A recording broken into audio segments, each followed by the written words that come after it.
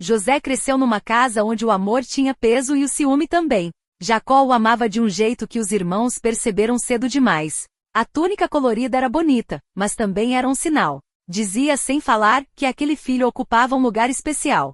José era jovem, mas já sonhava. E os sonhos que Deus coloca no coração de alguém nunca são pequenos.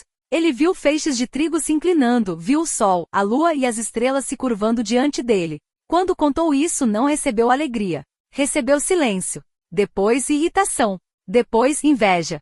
Os irmãos passaram a olhar para ele como quem olha para uma ameaça. E a ameaça, na cabeça deles, tinha o nome de José. Certa manhã, quando foi enviado ao campo para ver como eles estavam, a história saiu do eixo. Primeiro veio o plano de matar. Depois veio o poço.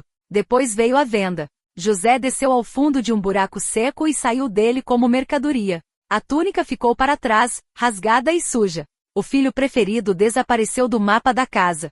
E o jovem hebreu seguiu para longe, sem entender por que a promessa precisava atravessar tanta dor. No Egito, tudo era estranho. A língua, os costumes, a comida, o trabalho, as ruas. Tudo, menos a presença de Deus. A Bíblia resume isso em poucas palavras. O Senhor era com José. Na casa de Potifar ele trabalhou com fidelidade.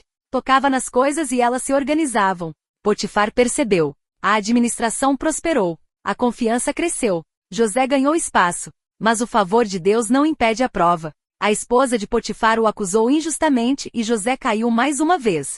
Saiu da casa e foi lançado na prisão. A mentira levantou a voz. A verdade ficou em silêncio. E José conheceu o peso de ser esquecido pelos homens. Na prisão ele não se entregou ao amargor. Serviu, ouviu, observou, interpretou sonhos.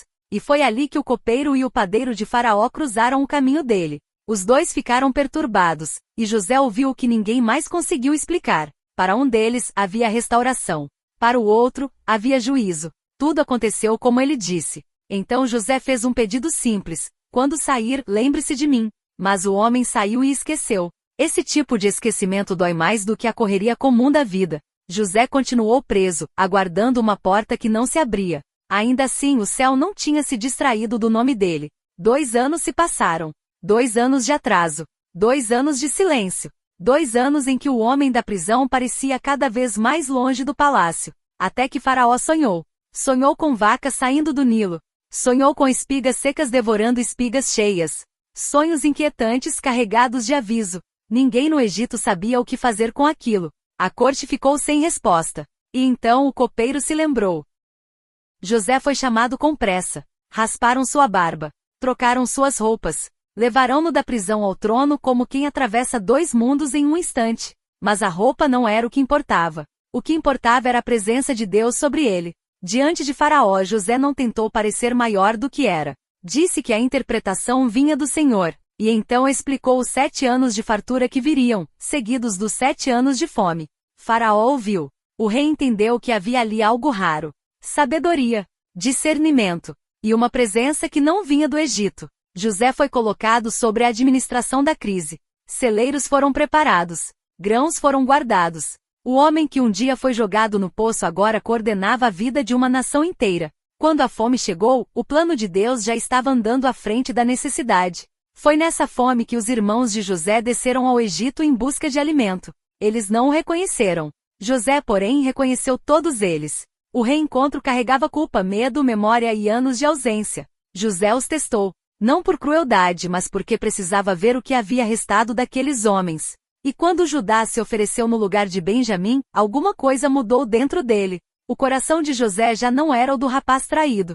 Era o de um homem que sofreu, amadureceu e aprendeu a enxergar a mão de Deus por trás do que parecia injusto. Então ele chorou. E se revelou. Eu sou José. O silêncio depois disso pareceu parar a sala inteira. Os irmãos temeram. Esperavam vingança. Mas receberam outra coisa. Misericórdia. José os abraçou, chorou sobre eles e disse que a história deles ainda não tinha acabado. Vocês intentaram o mal contra mim, mas Deus o tornou em bem. Essa frase resume a vida dele. Ele não negou a maldade. Não apagou a dor. Não fingiu que o poço era leve, que a prisão era pequena ou que o esquecimento era simples. Mas ele viu mais longe. O poço não teve a palavra final. A prisão não teve a palavra final. O esquecimento não teve a palavra final. Deus teve. José salvou a família, trouxe Jacó para o Egito e preservou muitos povos durante a fome. O menino dos sonhos virou instrumento de vida para muita gente. E a história dele deixa uma certeza para quem ainda espera. Há sonhos que atravessam o escuro antes de chegar à luz. Há promessas que amadurecem na demora. Há mãos humanas que ferem, mas não conseguem impedir o que Deus já decidiu escrever. José foi isso. O homem que sonhou no escuro. O servo fiel. O preso esquecido. O governador que perdoou. E a lembrança viva de que a providência de Deus não falha, mesmo quando o caminho parece injusto demais para continuar. Se esta história falou ao seu coração, acompanhe os próximos vídeos e se inscreva no canal. Ainda há muita verdade para ouvir, muita promessa para lembrar e muitas histórias para caminhar conosco. Não perca os próximos episódios.